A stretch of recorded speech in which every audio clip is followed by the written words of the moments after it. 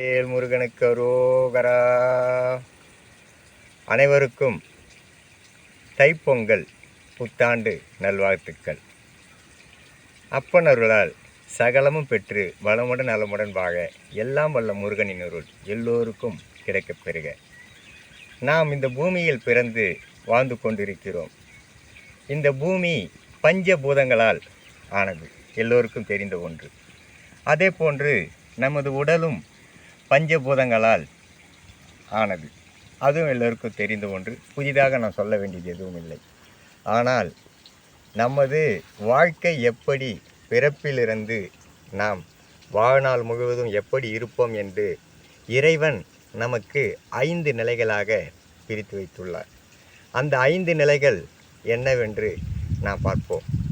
அப்பன் முருகன் அருளால் எனக்கு சிந்தையில் நின்று அவர் அருளியதை நான் இந்த நிலையை மக்களுக்காக பகிரவே நான் இப்பொழுது இந்த பதிவினை உங்களுக்காக நான் அன்புடன் தைத்திங்கள் திருநாளில் நான் சமர்ப்பிக்கிறேன். 5 நிலை என்பது முதல் நிலை. இந்த நமது 5 நிலை, இந்த 5 விரல்களிலேயே இறைவன் இந்த நிலையை நமக்கு உணர்த்தியுள்ளார்.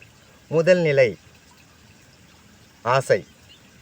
அதாவது இந்த ஆசை என்ற நிலை குழந்தை பருவத்திலிருந்து நாம் அந்த டீனேஜ் சொல்லுவாங்க, அந்த வயது பருவம் நிலை, அந்த ஆசை என்ற நிலையில் எல்லோரும் ஆசைப்படுவது போல் எல்லோரும் ஆசைப்படுவார்கள். அந்த நிலை இந்த முதல் நிலை.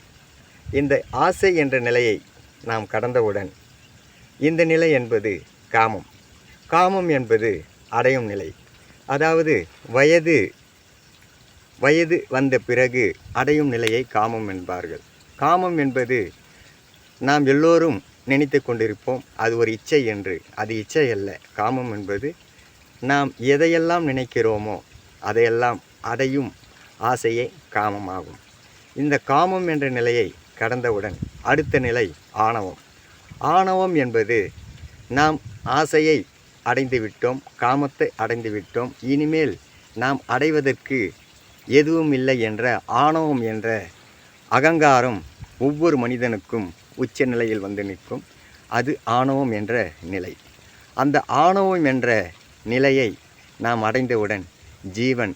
அந்த ஜீவன் என்ற நிலை நாம் எப்போது சொல்வோம் என்றால், அந்த 50 வயதை கடந்தபோது ஜீவன் நமது இந்த 3 நிலையில் நாம் எதையெல்லாம் செய்தோமோ அந்த ஜீவன் நமக்கு உணர்த்தும்.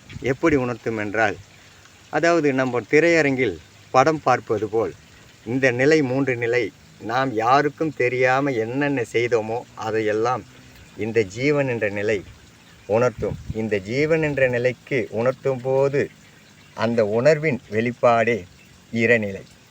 இறைநிலை என்பது கடவுள். கடவுள் இந்த நிலைகளை எல்லாம் உயர்த்தி வைத்துவிட்டு அவர் தனக்குத்தானே கீழே அமர்ந்துள்ளார். கீழே அமர்ந்துள்ள காரணம் இந்த நிலைகளை மனிதனுக்கு உயர்த்தி காண்பித்துள்ளார். இந்த நிலையை கடந்தவுடன் கடவுள் என்ற நிலைக்கு வருவதுதான் மனித இயல்பு. ஆனால் இங்கு எந்த மனிதர்களும் இந்த நிலைக்கு வரவில்லை.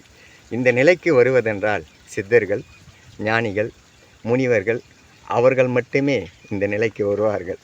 இந்த 4வது நிலை ஜீவன் என்ற நிலைக்கு வந்தாலே அதுவே இறைநிலையோடு கலந்ததாக சித்தர்களும் ஞானிகளும் அருளுகின்றார்கள்.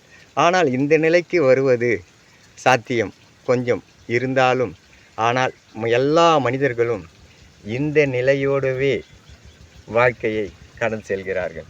ஆசைப்படுவது, காமத்தில் களைவது, ஆணவத்தில் இருந்து இதோடு முடித்து கொண்டு இருப்பதே அந்த கலியுகத்தின் பெருநிலையாக சொல்லப்படுகிறது.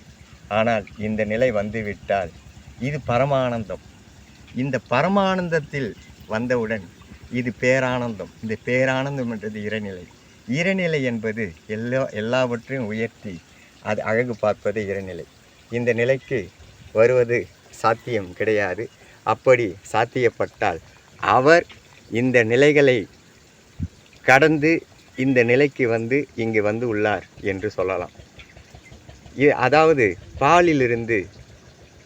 பாலிலிருந்து தயிராகவும், தயிரிலிருந்து மோராகவும், மோரிலிருந்து வெண்ணெயாகவும் வெண்ணெயிலிருந்து நெய்யாகவும் மாறும் நிலை 5 நிலைகளாக இறைவன் அருளியுள்ளார். இந்த நிலைகளை நான் மக்களுக்கு பகிரவே இந்த பதிவு செய்கின்றேன். வெற்றிவேல் முருகனுக்கு அரோகரா. சகல செல்வங்களும் பெற்று வளமுடன் நலமுடன் வாழ இந்த தை திங்கள் திருநாள் அனைவருக்கும் சிறந்த நாளாக அமைய எல்லாம் வல்ல முருகனின் அருள் எல்லோருக்கும் கிடைக்கப் பெறுக. ஓம் முருகா சரணம். வெற்றிவேல் முருகன் அரோகரா. உங்களின் ரவி முருகன் அன்பும் பண்பும் பாசத்தோடு ஆன்மீக பக்தியோடு உங்களுக்கு இந்த பதிவை சமர்ப்பிக்கிறேன். மருமகன் ஓம் முருகா சரணம் சரணம். வெற்றிவேல் முருகனுக்கு அரோகரா அரோகரா அரோகரா அரோகரா.